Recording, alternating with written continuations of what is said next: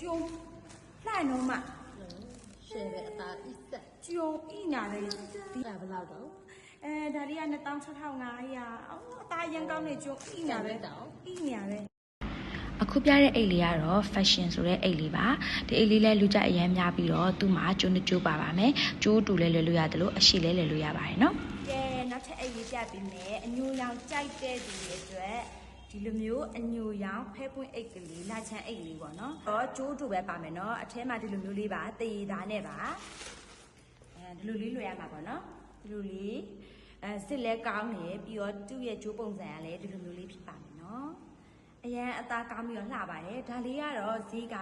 26,500ပါဒါလေးကဒီလိုလေးပါဒါလည်းကျိုးရှိပါတယ်ဒီလိုပလဲလေးလေးပါတယ်အလဲမှာဖဲပွင့်လေးကိုမှဒီလိုရှိတ်လေးနဲ့ပေါ့နော်ဒီလိုခဲရရှိတ်လေးနဲ့လက်ထားဒါကအထဲမှာကဒီလိုမျိုးလေးနော်နောက်ဆုံးတစ်အိတ်ကတော့အိတ်လက်ကင်အိတ်လေးကြိုက်တဲ့လူတွေအတွက်ပေါ့နော်ဒီလိုမျိုးမီကီမာလက်ကင်အိတ်လေးကိုမှအထဲမှာအကန့်လေးအများကြီးပါပါတယ်ဒီလိုမျိုးလေးပါဒါလေးကကြတော့တစ်အိတ်ကို1000 နဲ့ 3000ပါရှင့်